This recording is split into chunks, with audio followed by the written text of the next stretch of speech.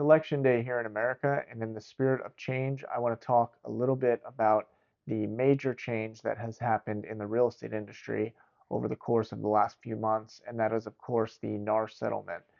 I'm an agent myself, and I just want to touch on the different experiences I've had with buyers and sellers alike, with their different objections and questions, as each party has a unique experience in this new environment that we are in.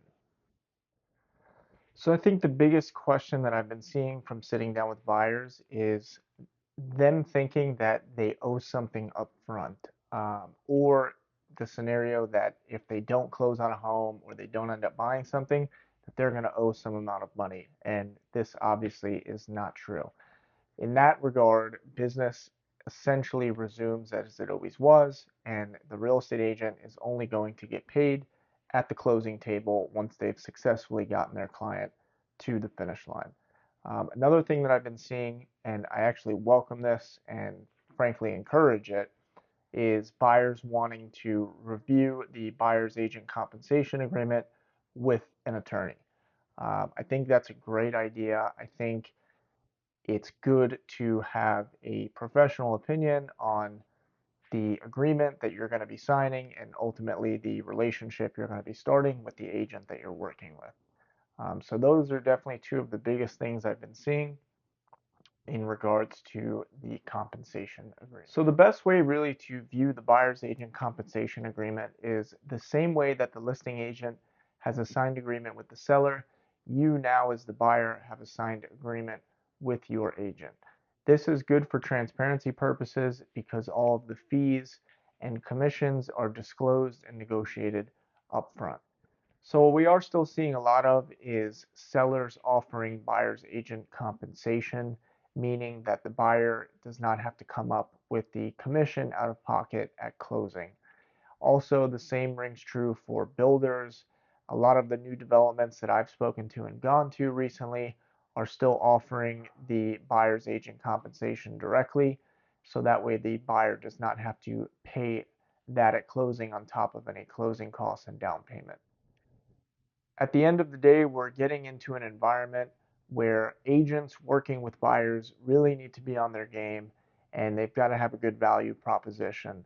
They've got to have a way to show the buyer that it's beneficial to sign with them because they're going to save you money, they're going to point you in the right direction, and ultimately they're going to make the process much more successful and smoother for the buyer.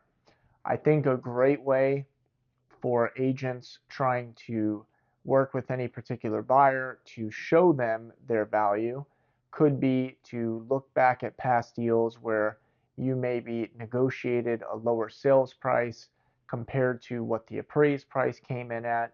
You can go through, not go through with that buyer, but for your own personal record, different inspections, what the agreed purchase price was before the inspection, where the inspection came in at, and ultimately the price that you settled at after the inspection to show a buyer how much money you saved your clients in the past. These are all crucial things that are going to make a buyer realize that it is worth signing with you and you are the right person for them, as well as knowing the neighborhoods, knowing the city you're in, knowing all the different trends in the marketplace.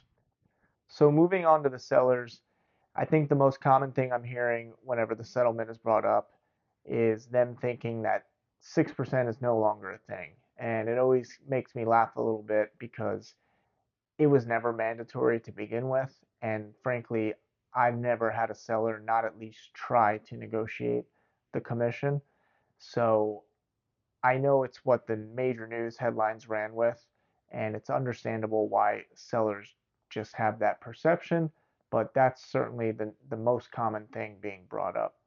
Secondly is sellers saying, well, now I don't have to pay the buyer's agent commission now. And that is true. You do have that option as a seller in the listing agreement to not offer compensation to the buyer's agent. The only thing that I try to explain to people is that most likely this is either going to make your property less desirable because there's going to be other properties offering that commission to the buyer's agent, meaning that the buyer is not going to have to come out of pocket to pay their agent's commission, or this is just going to get worked into the price. So if your home is worth $500,000 and you are going to have to pay, $30,000 in commissions, and now you're not offering that compensation to the buyer's agent, well, most likely the offer is now going to be 485 to make up for the $15,000 that the buyer is going to have to pay their agent at closing.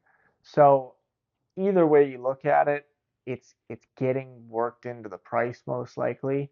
And if you don't offer it, you're just kind of putting yourself at a disadvantage as a seller. One thing I do explain to my sellers is what they're definitely not obligated to do. And like I mentioned before, they're not even obligated to offer a compensation to the buyer's agent. But they don't have to match whatever the buyer has signed with their agent. So, to use an example, if the buyer's agent and the buyer have agreed to 3%, but the seller is offering 2.5%, the seller does not have to bump it up to 3%. That can all be negotiated between the buyer and the buyer's agent, whether or not the buyer is going to come up with that 0.5% difference, or the buyer's agent is just going to say, hey, you know what, to get the deal done, I'll modify our agreement to be 2.5%. That doesn't really fall on the seller to come up with that difference. If the seller does want to come up with a difference because the buyer's making a big deal out of it and the buyer's agent just isn't budging, that's an option. But I think in most scenarios, we're just going to see the buyer either come up with the difference with their agent, or the buyer's agent is going to modify the agreement to match whatever the seller is offering, so that way their buyer does not have to come out of pocket.